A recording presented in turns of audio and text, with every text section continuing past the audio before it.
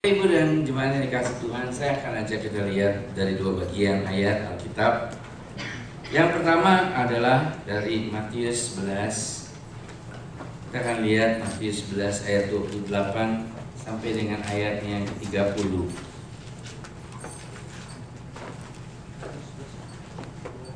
Matius 11 ayat 28 sampai dengan ayat ke-30 yang pertama. Di sini dikatakan demikian. Marilah kepadaku semua yang letih lesu dan berbeban berat, aku akan memberikan kelegaan kepadamu. Pikulah kuk yang kupasang dan belajar padaku, karena aku lemah lembut dan rendah hati, dan jiwamu akan mendapat ketenangan. Sebab kuk yang kupasang itu enak dan bebanku pun ringan. Yang kedua, saya akan ajak kita melihat dari Yohanes. Kita lihat Yohanes pasal 14 ayatnya yang ke-6.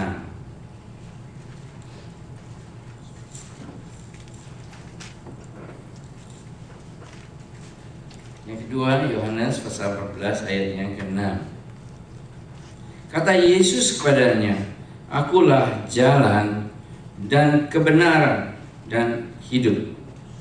Tidak ada seorang pun yang datang kepada Bapa kalau tidak melalui aku." Demikian membaca firman Tuhan. Bahagialah kita yang membaca, merenungkan, dan mengambil bagian di dalamnya. Nah, untuk memulai renungan pada sore ini, saya ingin supaya tidak terlalu tegang, karena saya lihat tadi waktu nyanyi kok bagus ya. Mungkin lihat Pak Dharma mukanya enak, muka saya orang enak, jadi kok tegang semua. Saya ini namanya Stefanus. Sekarang ini kebetulan saya tinggal di Malang, tapi nasib saya tidak Malang. Ya. Saya kenal dengan tante, mana tante? Ya. Oh iya, ya, tante apa bilangnya? Saya cuma tahunya tante Uun, karena anaknya itu dulu kayak orang tuanya istri saya ya, di Malang sering. Sekarang beliau meninggalkan kami ke tempat yang enak. Ya, itulah nasib kami. Nah, Bapak Ibu yang dikasih Tuhan, saya dengan istri, terus dengan kebetulan Tuhan karuniai 2 ekor anak. Satu laki belum 1, satu perempuan 19. Nah, kami berdua tinggal di Kota Malang. Saya melayani beberapa gereja untuk melayani firman Tuhan. Istri saya kebetulan dokter. Nah, dia sangat pandai. Hasil prestasinya luar biasa. Sebagai dokter 1 tahun kira-kira 8 orang meninggal. Saya bisa bayangkan. Nah, sekarang saya ingin kita masuk ke dalam renungan saja. Nah, ini ada satu kisah beberapa tahun lalu. Pada waktu itu saya masih tinggal di Surabaya, Jalan Pucak Anom Timur. Nah, di sini ada beberapa teman-teman, termasuk Pak Robi. Nah, dulu saya melayani di Perkantas, jadi tinggal di Pucak Anom Timur. Nah, itu kalau hujan itu banjir. Jadi akhirnya harus hati-hati supaya nggak muncrat. Nah, untuk itu saya jalan, dan pada waktu itu saya dikasih sepeda motor. Umurnya itu 12 tahun, jadi bisa bayangkan, masuk sedikit air sudah fatal. Jadi saya berjalan pelan-pelan. Nah, pada satu kali di Jalan Pucak Anom Timur itu, waktu saya jalan pelan-pelan supaya air nggak muncrat, tahu-tahu dari sebelah sana kelihatan ada mobil. Ini malam-malam, jadi nggak ada kendaraan lain. Tapi ada mobil dari sana tuh sepertinya ngebut. Nah, saya bisa bayangkan kalau dia ngebut tuh dengan keadaan yang begitu cepat. Wah, saya itu sama dengan diguyur seember air atau satu bak mandi kali ya. Kalau bayangkan kalau dia lewat tempat saya muncratnya itu. Nah, jadi saya harus berpikir cepat kan, supaya saya terselamat daripada air yang jahat itu. Nah, akhirnya timbul akal. Jadi timbul akal, saya buru-buru stop. Di tengah jalan kan mobil itu masih jauh, saya buru-buru stop. Mesin saya nggak matikan, lampu saya nggak matikan, tapi saya standar, dan saya buru-buru lari ke pinggir. Jadi dengan kata lain, mobil itu kalau lihat ada motor pasti dia stop kan. Sampai dia nabrak, nggak apa-apa, saya kan udah pinggir, nggak mati ya. Paling-paling berarti harus ganti kan. Jadi sepeda motor saya ganti dengan mobil dia, biasanya begitu. Nah, jadi akhirnya saya tunggu di pinggir. Nah, benar. Shit, begitu dekat motor, akhirnya dia stop. Nah, dia stop, ya ada kesempatan lah saya ngomel-ngomel sebentar gitu. Nah sudah saya jalan lewat keadaan itu.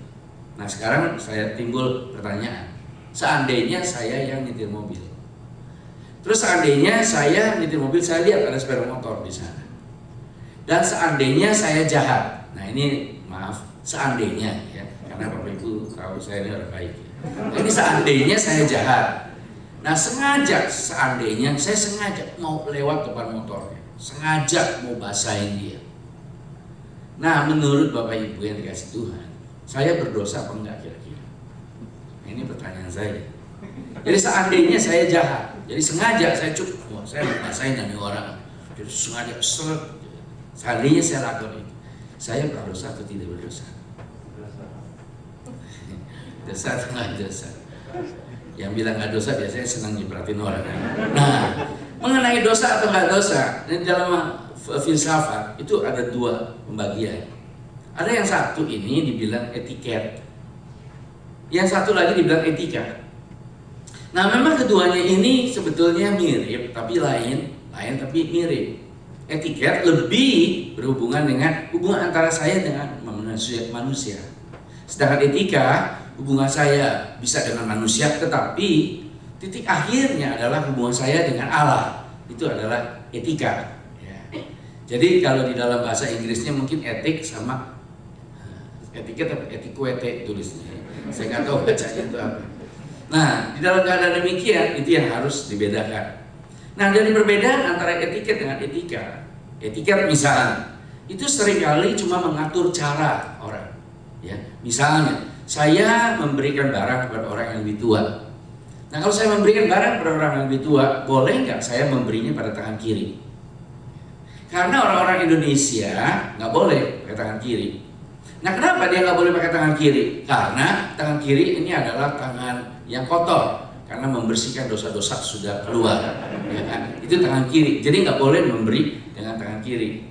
Tetapi sebenarnya di Amerika kan lain. Orang membersihkan kotoran itu kan bukan tangan kiri, kayak toilet paper pakai tangan kanan kan? Ya. Nah jadi berarti orang Amerika kalau kasih barang pakai tangan kanan itu sebetulnya itu dosa, nggak boleh karena itu tangan kotor. Nah ini yang dibilang etiket, jadi mengatur.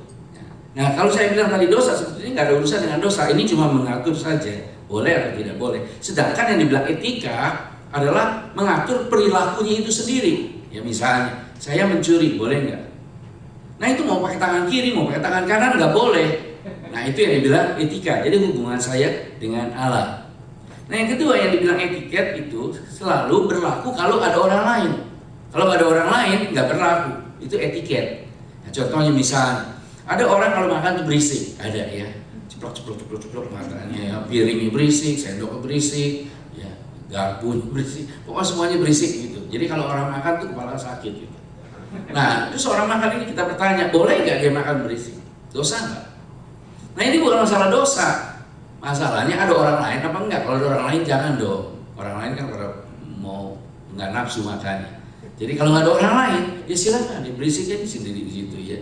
Paling-paling earthquake kalau terlalu gede berisiknya. Kan? Nah jadi etiket itu ada orang atau tidak ada orang. Sedangkan etika tidak. Mau ada orang atau nggak ada orang nggak bisa. Misalnya kembali tadi mencuri, mau ada orang lihat nggak ada orang lihat nggak boleh. Nah itu etika. Jadi hubungannya saya dengan Allah. Nah etiket itu seringkali juga hubungannya itu sangat relatif. Relatif berhubungan dengan budayanya dan waktunya. Ya sebagai contoh misalnya saya seorang wanita berenang, boleh nggak dia itu pakai bikini? Nah ini dia bilang etiket, jadi jangan dihubungkan dengan etika. Nah karena apa? Karena masalahnya di mana dia berenangnya. Kalau dia berenangnya di Santa Monica, ya boleh dia pakai bikini. Namanya orang-orang juga mau ngejemur kan di sana. Tapi kalau dia berenang di Arab, jangan. Ya, pakai kerudung kalau berenang di sana. Ya. Ini benar. Istri saya pernah berenang di Lembang. Di Lembang berenang sama adiknya perempuan. Tahu nggak jadi berenang? Kenapa? Ada 4 orang pakai kerudung nyemplung udah ke siluman. Ya geli kita ngelihatnya kan. Nah bagi dia itu bersih, tapi bagi kita ya rada. Nah, orang Amerika bilang jijai. Nah jadi kan nggak enak dilihatnya. Nah ini tapi etiket, nggak ada hubungannya dengan dosa atau nggak dosa. Nah juga bukan hanya tempat, tetapi juga waktu. Ya, misalnya orang pacaran, Banyak orang tanya sama saya, boleh nggak pacaran pakai pegang tangan? Ya lihat waktunya dong. Kalau waktu zaman nenek saya itu pacaran, itu nggak boleh, ada sentil-sentil aja nggak boleh, dosa. Ya.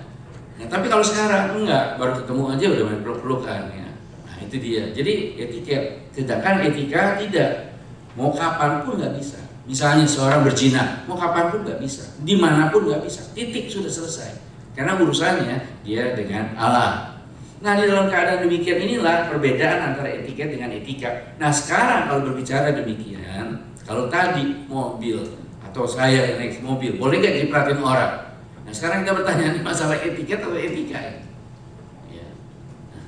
Nah, nanti jawab sendiri daripada kita berikut di sini kan. Nah di dalam keadaan demikian yang saya melihat ada satu hal yang menarik. Sekalipun ada hal yang etiket, rupanya Alkitab di dalam surat-surat Paulus khususnya mengajak kita memikirkan orang lain. Nah, ini menarik.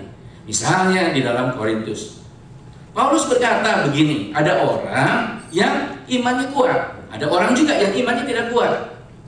Nah bagi orang yang imannya tidak kuat, mungkin ada hal-hal tertentu yang dia merasa ganjal bagi dia. Misalnya kita makan, yaitu makanan yang pernah dipersembahkan kepada berhala. Nah di dalam keadaan demikian Paulus nggak jawab boleh atau tidak boleh, nggak ada di dalam Korintus itu. Cuma yang bagi Paulus berkata ada orang yang nggak sanggup melihat itu. Nah karena ada orang yang nggak sanggup melihat itu, maka Paulus bilang ya demi orang itu jangan kita lakukan. Nah jadi dengan kata lain di dalam hal ini Paulus kok masukkannya tidak ke dalam etika, tetapi ke dalam etiket. Nah di dalam etiket ini pun Paulus bilang pikirkan orang lain, lihat orang lain, pedulikan orang lain, jangan maunya sendiri. Nah itulah yang Paulus katakan. Dan yang menarik di dalam etiket itu, tahu-tahu Paulus loncat ke dalam etika, di mana Paulus bilang apalagi kalau orang itu pada waktu itu melihat kita shock, wah udah saya nggak menjadi Kristen kalau begitu, misalnya demikian. Nah akhirnya kita meruntuhkan dalam tanda petik iman orang itu. Nah itu kan hubungan dia dengan Allah. Nah kalau itu terjadi, maka di dalam Korintus Paulus bilang itu berdosa. Nah jadi saya nih mulai mengajak kita melihat, ternyata di dalam kehidupan Kristen, hidup Kristen itu kita tidak diajak sendiri dengan Tuhan. Tapi di dalam hidup Kristen kita diajak untuk memikirkan bagaimana orang lain, bukan hanya diri kita sendiri. Jadi baik etiket maupun etika, pikirkanlah orang lain. Nah kalau memang demikian, pikirkan orang lain, bukan hanya etika, tetapi juga etiket, yaitu biarlah orang lain juga punya damai sejahtera karena apa yang kita lakukan. Nah berbicara kalau seperti tadi, kalau dibilang etiket, ada lagi di dalam surat-surat Paulus di mana Paulus berkata ada hal yang sudah baik jelas, tetapi ternyata yang baik itu orang lain tidak bisa terima. Nah, demi orang itu Paulus bilang jangan. Terus ada lagi Paulus bilang ada yang bermanfaat. Tetapi nggak semua yang bermanfaat itu boleh dilakukan kalau ada orang yang akhirnya merasa tersandung. Padahal itu kan etiket. Nah demi orang itu Paulus berkata jangan kita lakukan. Nah di sini saya melihat di dalam kepala yang Paulus satu, cuma satu. Pokoknya pikirkan orang lain. Pokoknya pikirkan orang lain. Nah kalau begitu pikirkan orang lain, pikirkan orang lain, saya suka mikir, ini pekerjaan sulit sekali pikirkan orang lain. Mikirin diri sendiri aja susah, apalagi mikirin orang lain. Nah di dalam keadaan demikian ini mari kita bertanya, apakah saya ini sudah mengikuti apa yang Paulus atau di dalam Alkitab mau kita lakukan? Nah di dalam keadaan demikian ini kita melihat berbicara soal etiket kembali, memang sulit. Tetapi ternyata Tuhan minta kita tidak berhenti dalam etiket, tapi juga melangkah ke dalam yang dibilang etika. Nah yang etika adalah suatu hubungan saya dengan Allah. Jadi berarti lebih sulit daripada sekedar saya dengan orang lain. Tetapi kalau kita melihat demikian, kalau kita melihat ini kita masuk dalam hukum Taurat, yaitu 10 hukum yang Allah berikan kepada kita. Nah dari 10 hukum itu ternyata 10 hukum itu dibagi dua. Hukum pertama sampai hukum keempat. Nah hukum pertama sampai hukum keempat itu bagian pertama, yaitu langsung hubungan kita dengan Allah. Misalnya di situ jangan punya Allah lain. Hormati Allah sebagai satu-satunya, jangan mempunyai patung dewa, terus hormati hari Sabat. Jadi hubungannya saya langsung dengan Allah. Nah itu kan kita bisa langsung bilang, oh kalau begitu itu etika, karena memang langsung hubungannya dengan Allah. Tetapi ternyata hukum kelima sampai hukum ke-10 yang bagian kedua pun tetap dimasukkan ke dalam etika. Padahal hubungannya itu hubungan manusia sekali. Nah jadi di sini kita melihat tidak semuanya hubungan manusia itu menjadi etiket, tapi juga bisa menjadi etika karena kalau di dalam hubungan antara saya dengan manusia dan sesama itu, Allah ikut tersangkut di dalamnya. Nah oleh karena itulah dalam 10 hukum kelima sampai 10 bagian kedua ini tetap dimasukkan ke dalam etika, padahal hubungannya hubungan antar manusia. Nah berbicara bagian pertama, hukum pertama sampai keempat, yaitu saya dengan langsung dengan Allah, dan berbicara bagian kedua, hukum kelima sampai 10, yaitu hubungan saya dengan orang lain yang dihubungkan dengan Allah. Ternyata mana yang lebih sulit? Ada orang yang berkata bagian pertama lebih sulit. Ternyata pada waktu saya mulai mikir, terus saya mulai menjelajahi, bagian pertama tidak terlalu sulit ternyata. Yaitu hubungan saya dengan Allah langsung itu tidak terlalu sulit. Apalagi kalau misalnya pada waktu saya berdoa, Tuhan jawab. Pada waktu saya misalnya kepepet uang, saya perlu uang, kalau Tuhan berikan uang. Misalnya pada waktu saya sakit, saya berdoa, Tuhan berikan saya kesembuhan. Misalnya pada waktu kerusuhan, riot terjadi, saya berdoa, Tuhan berikan keamanan. Nah kalau ada hal-hal yang Tuhan berikan, saya rasa tidak sulit untuk kita menjalankan hukum pertama sampai keempat. Di mana Tuhan bilang, hormati Tuhan. Kita bilang, ya Tuhan saya bisa hormati Engkau, sebab saya doa minta uang dikasih uang. Saya bisa hormati Engkau, sebab saya sakit langsung sembuh.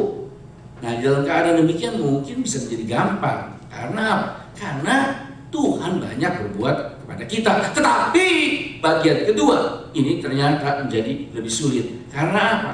Karena hubungan kita dengan Allah itu, jadi hubungan kita dengan sama, itu ternyata sangat berhubungan dan bersangkutan dengan daging kita. Nah ternyata yang bersangkutan dengan daging inilah yang sulit.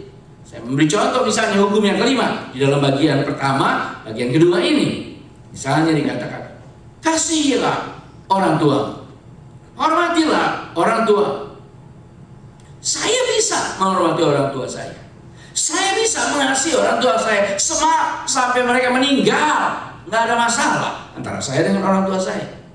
Tapi ada orang yang dia sadar pada waktu dia masih kecil dia dibuang ke tong sampah oleh orang tuanya. Bisakah orang ini mengasihi orang tuanya? Itu satu pertanyaan besar. Kita enak bilang ampun ya orang tua, ya kita belum pernah dibuang. Coba kalau kita pernah dibuang, amit-amit coba baik. Nah dalam keadaan demikian inilah bagi saya menjadi sulit. Apalagi kalau misalnya orang tua itu menyakiti kita. Sebenarnya banyak hubungan antara anak dengan orang tua dan orang tua dengan anak. Tidak selalu anak salah. Saya menemukan hubungan saya dengan anak saya, kadang-kali saya lebih banyak dosanya daripada anak saya.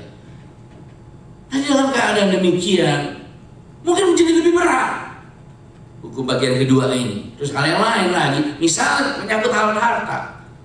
Di dalam hukum bagian kedua ini misalnya kan ada yang dibilang jangan mengingini kepunyaan orang lain. Kita ini memang harus ngakui bahwa kita tamak. Kita harus jujur bahwa kita ini memang tamak. Nggak ada. Saya rasa di dunia ini orang yang tidak tamak itu cuma saya. Benar. Saya cukup hidup dengan sepiring nasi dan segenggam berlian. Nah saudara, di dalam keadaan seperti demikian semua orang butuh ini. Nggak ada yang enggak.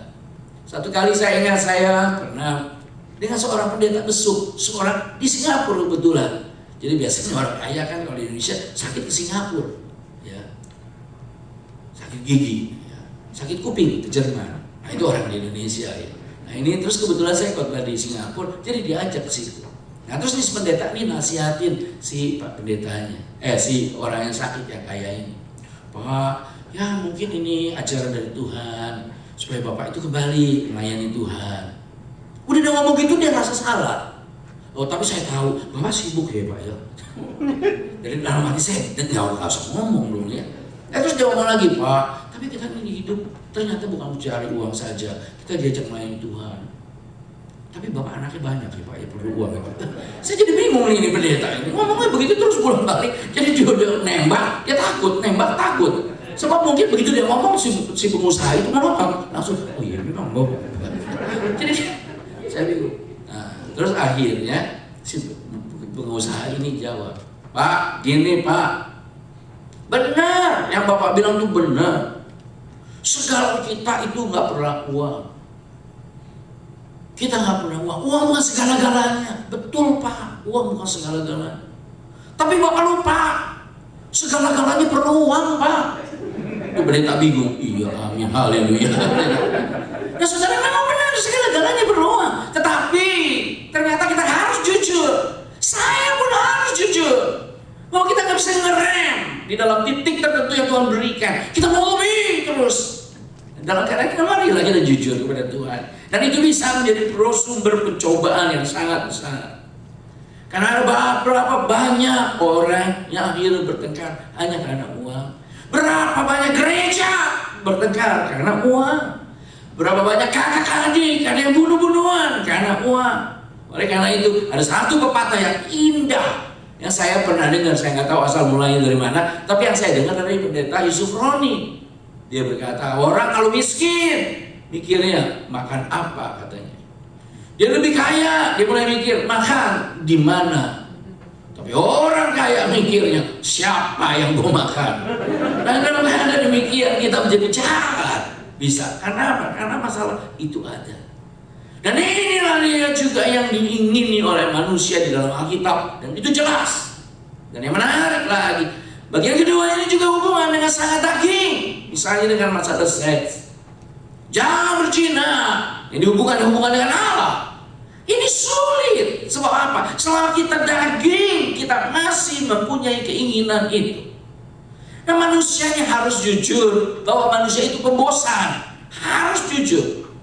Saya pernah lihat kalau majalah-majalah, Bapak Ibu juga pernah tahu ya. Ini misalnya kita ketemu lihat bintang film laki ganteng banget. Pokoknya udah gak ada cacatnya sama sekali bintang film ini. Tahu-tahu bintang film yang begitu sempurna, kaya, pokoknya gak ada cacat, sedikit pun gak ada.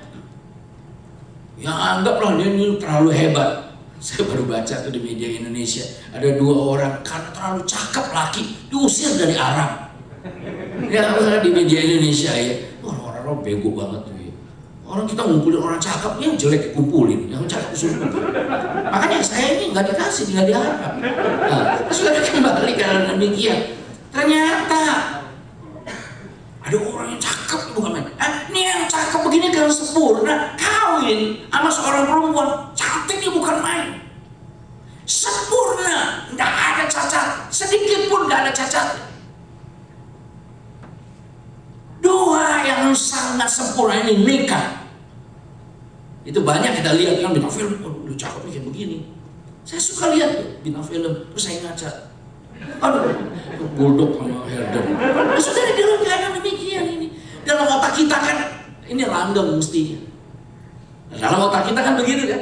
Mestinya ya pasti terus seumur hidup lah. Dia mau cari siapa lagi? Nggak ada yang lebih cakep dari bininya kok. Si perempuan mau cari siapa lagi? Nggak ada yang lebih cakep dari suaminya kok. Nggak mungkin. Tapi tahu-tahu nggak lebih dari sebulan atau 2 bulan mereka cerai. Sebab penyelewengan terjadi. Nah di sini kita melihat bukan masalah cakep nggak cakep, bosan orang. Nah di dalam keadaan demikian dia dapat yang kedua. Yang kedua jauh lebih jelek daripada yang pertama. Kenapa? Karena masalahnya bosan. Dan di dalam keadaan inilah seks menguasai kita dan kita tidak bisa bohong. Saya seorang pendeta, saya kebetulan diizinkan oleh Tuhan keliling khotbah. Dan setiap kali khotbah, hampir setiap malam minggu, pokoknya weekend, hari minggunya, hampir setiap kali saya berada di luar kota, hampir selalu. Dan setiap kali saya nginep di hotel, bukan nggak ada cobaan. Saya nggak boleh munafik, nggak boleh bohong. Ada. Nah, disinilah sebabnya kita nggak bisa nggak bergantung kepada Tuhan. Tapi itu nanti kita lihat. Tetapi poin saya sekarang adalah susah etika ini. Lalu itu hubungan sama manusia. Dan juga dikatakan di dalam hal bagian kedua ini, masalah kedudukan. Manusia ingin punya kedudukan. Semua orang ingin punya kedudukan. Semua orang ingin dipuji. Nggak ada juga orang yang nggak ingin dipuji.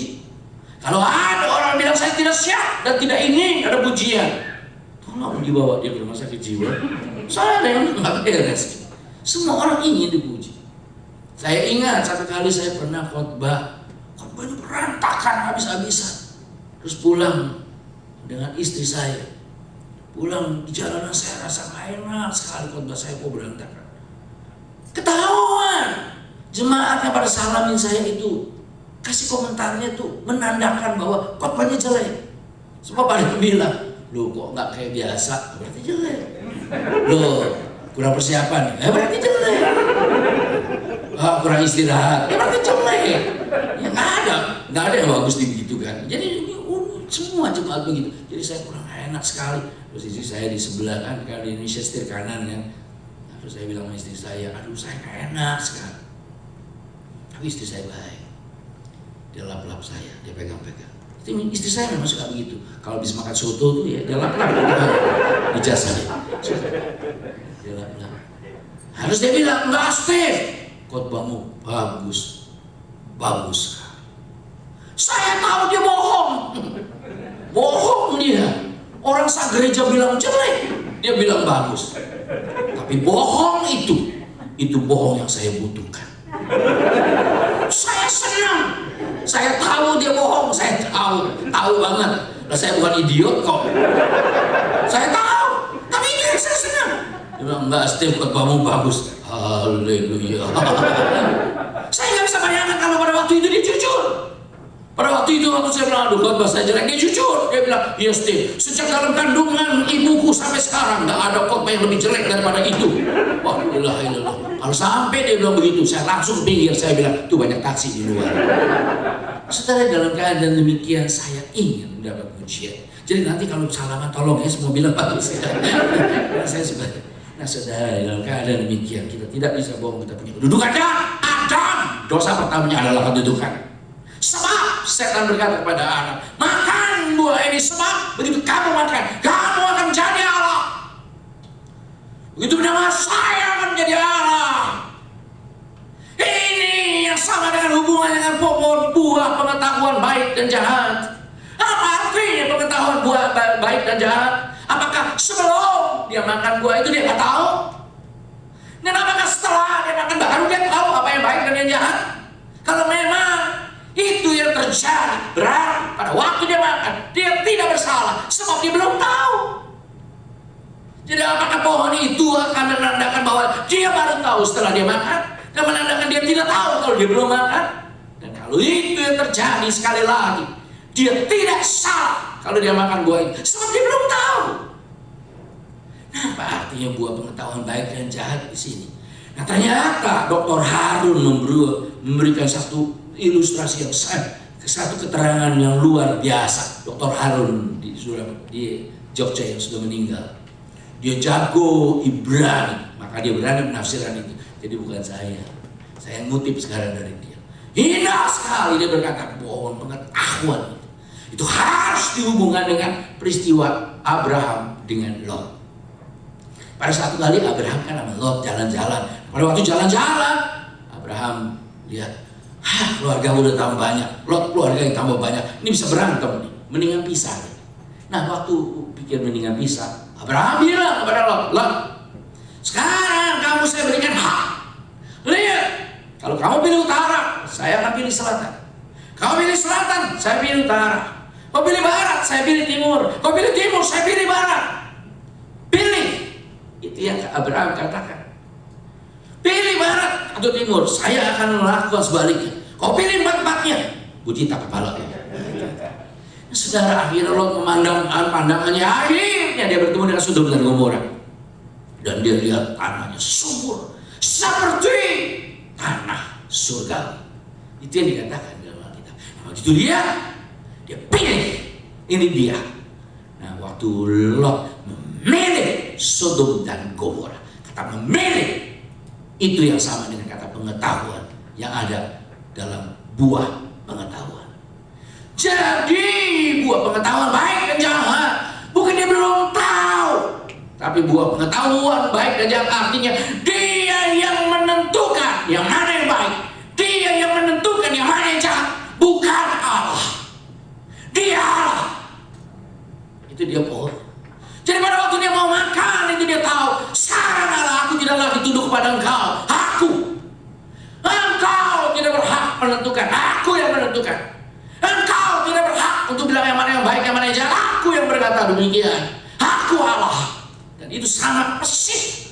Di mana iblis berkata, engkau menjadi sama seperti Allah. Inilah dia.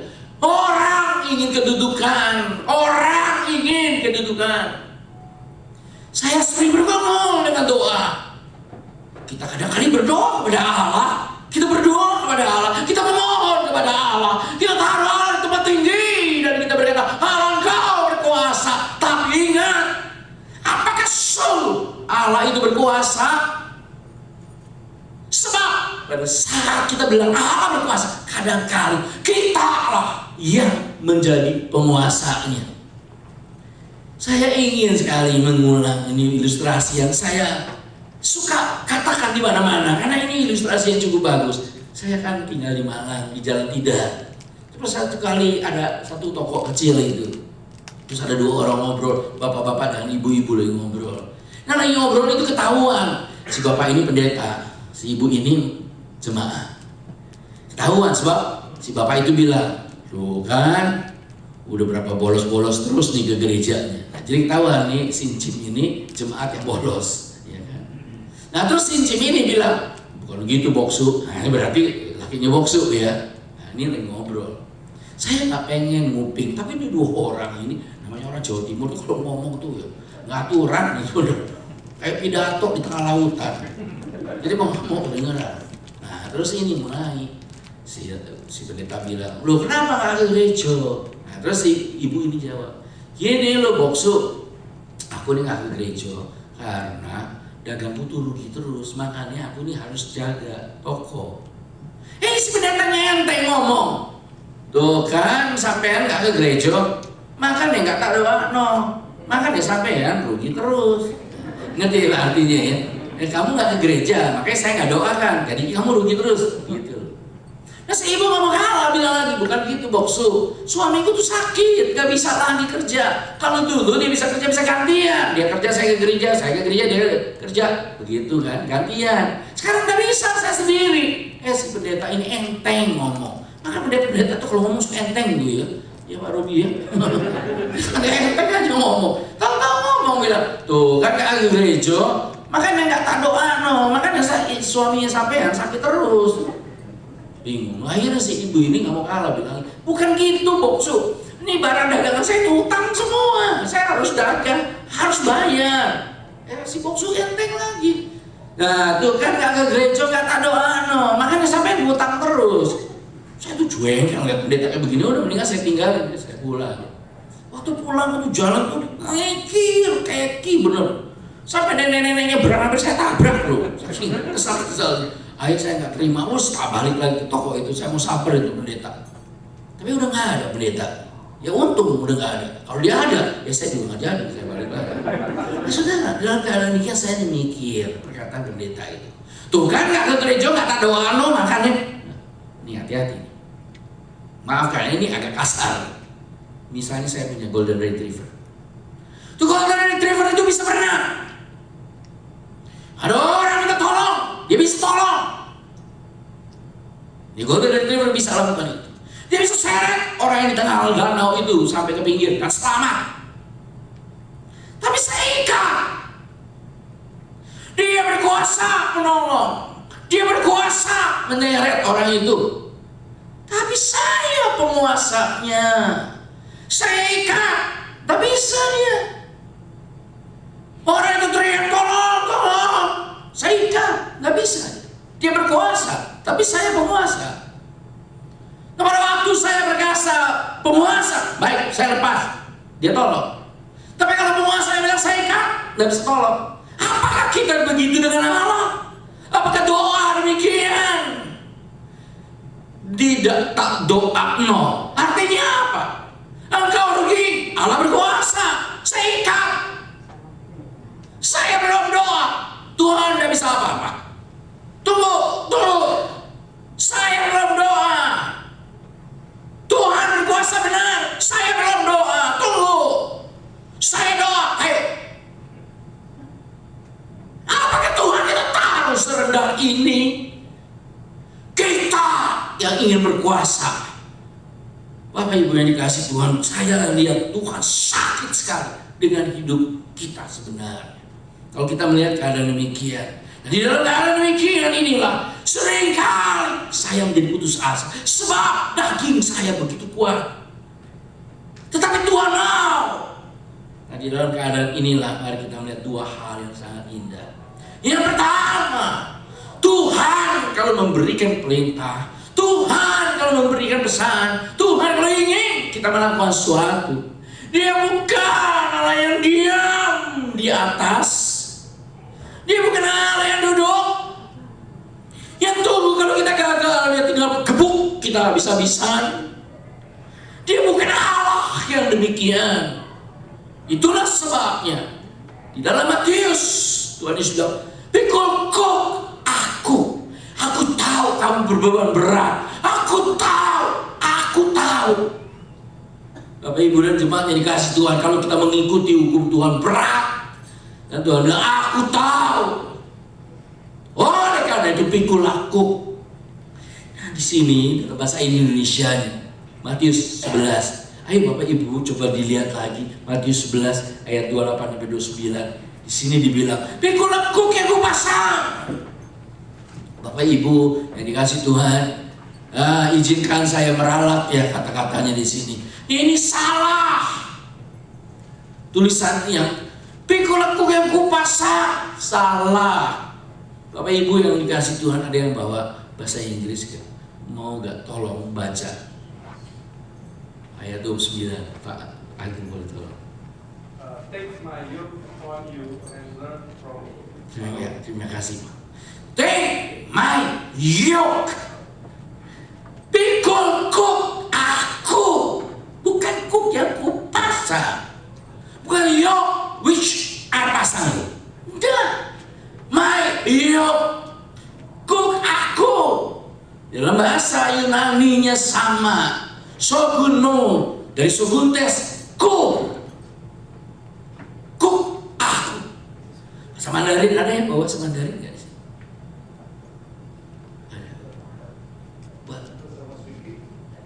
Betul gak? Itu nggak tahu.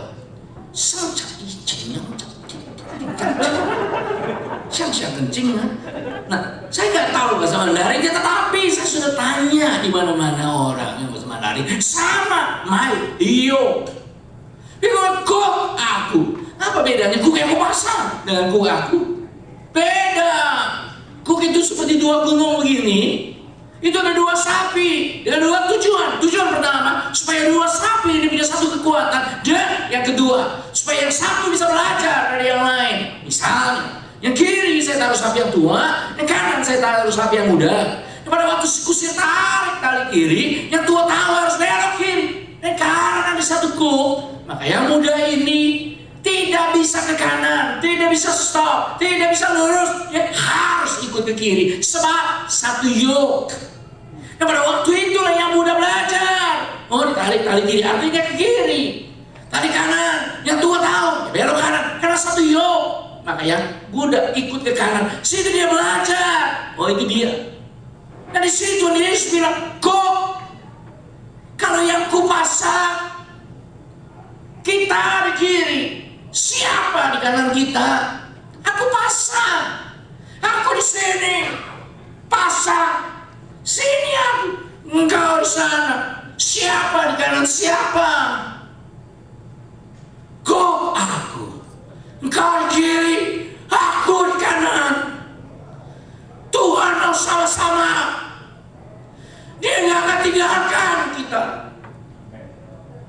Dia sama-sama dengan kita. Dia begitu jauh. Dia di atas. Tapi dia mau sama-sama. Tidak ada orang yang kuat dengan dirinya sendiri. Saya tidak tahu, mungkin ada satu dua orang yang kuat. Saya tidak. Saya orang lemah. Kalau ada orang berkata pada saya stres. Saya sering stres. Kalau ada orang berkata kepada saya tidak beriman. Saya sering tidak beriman. 30 tahun jadi pendeta. 30 tahun. Apakah iman saya bertambah? Ya selalu saya kasih kesaksian. Pada waktu tahun 91 anak saya lahir. Dia lahir di Hollywood Presbyterian Hospital.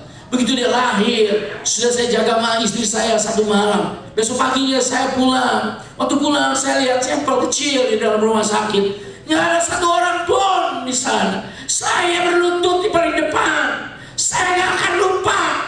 Hampir setengah jam atau mungkin lebih, mungkin 1 jam. Saya menangis sendirian. Saya lihat Tuhan, saya takut. Saya takut. Bagaimana saya bisa besarkan anak saya? Saya takut. Kenapa Tuhan berikan? Jujur ya, istri saya makan obat anti hamil. Karena kami takut punya anak. Kami tidak punya uang sama sekali. Kami pergi ke Amerika cuma uang 15.000 rupiah untuk dolar, $15.000 untuk 2 tahun. Bagaimana dengan anak? Maka istri saya makan obat supaya tidak melahirkan. Tapi kalau Tuhan memang mau kasih dapat anak, dan begitu dia lahir saya ketakutan setengah mati. Karena 21 tahun terlalu ajaib bagi saya. Istri saya dengan saya tidak punya apa-apa. Anak saya bisa lulus. Tuhan pakai beberapa orang, Tuhan pakai beberapa lulus. Apakah iman saya bertambah? Saya nggak boleh bohong di hadapan Tuhan. Ini mimbar Tuhan. Saya masih tetap lemah. Ini sudah ini jemaat kecewa dengan saya nggak undang lagi. Nggak apa-apa, saya mau pulang Indonesia. Nggak peduli. Tapi saya harus jujur. Iman saya tidak bertambah. Saya bisa bertahan sebab Tuhan, bukan sebab saya. Satu kok Dia yang pegang. Mungkin gak ada yang tahu. Saya sering nanya sendiri. Orang cerita ini, orang cerita itu kadang gak kuat. Saya gak boleh buka rahasia orang. Tapi Tuhan aja. Dan yang kedua, di dalam Yohanes dikatakan, akulah jalan. Itu pun artinya diam di dalamku. Kita ini melawan arus dunia yang berat, luar biasa. Sebelum dosa ada melawan bersama dengan Allah. Ya makan buah yang dilarang. Artinya dia putar 180 derajat. Sekarang Allah di belakangku, aku akan menjauh daripada Allah. Makin lama makin jahat manusia ini. Kenapa? Putar 180 derajat membelakangi Allah. Dan sekarang saya berkata, Tuhan, saya ingin menerima Engkau sebagai juru selamat saya. Pada saat itu, apa yang terjadi? Tuhan putar saya kembali 180 derajat. Sekarang saya berhadapan dengan Allah. Dan kalau dunia pergi ke sana, saya putar, berarti saya melawan arus dunia. Ini berat. Ini yang dikatakan 2 jalan, 1 lebar dan 1 sempit. 2 jalan, bukan 1 lebar, 1 sempit. 2 yang bisa, tidak 1 jalan. Di dalam 1 jalan lebar, itu jalan sempit. Di jalan sempit itu jalan lebar saya. Artinya apa? Kalau dunia sana lebar, saya diputar 180 derajat. Saya berada di jalan yang sangat sempit, sendirian, berat. Sehingga berapa banyak orang putar 180 derajat, kebablas 360 derajat, balik meneh. Gak kuat, kita gak kuat. Tidak satu orang pun yang kuat. Tidak ada. Jangan sombong, tidak ada. Sini saat Tuhan lihat, putar. Allah terlalu ajaib.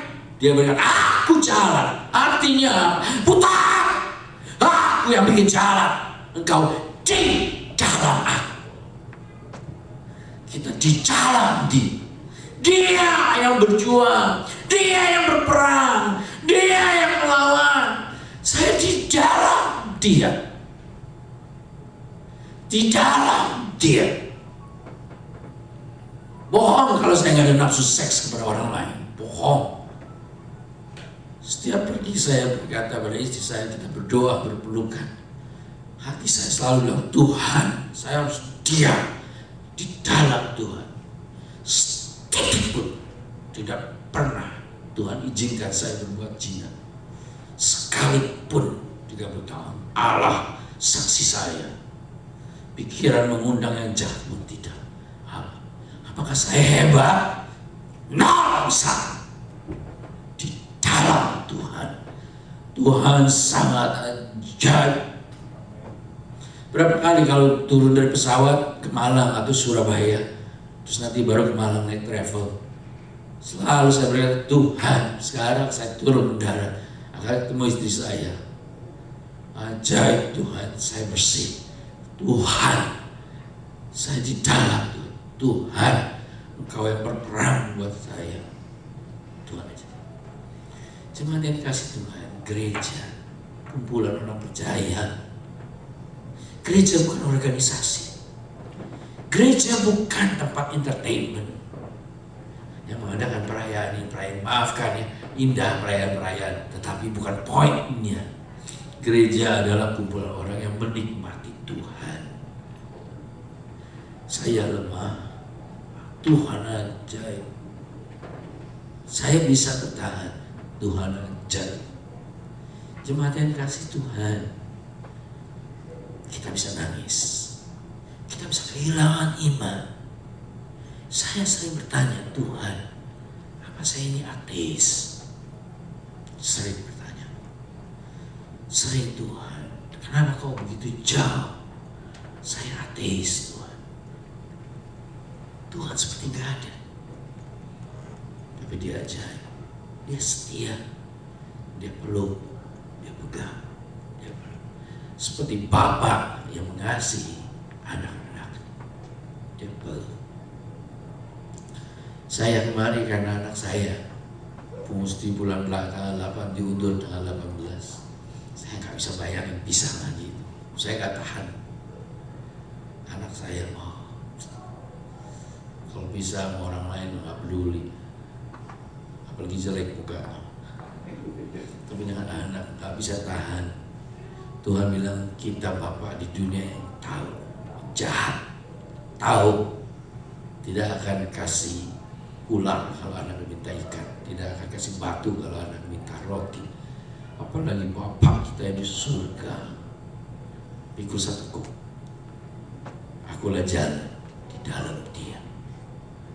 Jemaat yang dikasih Tuhan, Tuhan izinkan kita bikin program karena menikmati kebaikan Tuhan. Poinnya jangan tergeser. Saya khawatir ada banyak gereja yang akhirnya jadi tempat entertainment. Bukan orang-orang menikmati Tuhan, menikmati Tuhan. Di sini saya tutup, tapi saya tambah 3-4 menit boleh Pak ya? Yang bilang nggak boleh ya, apa boleh buat saya di sini?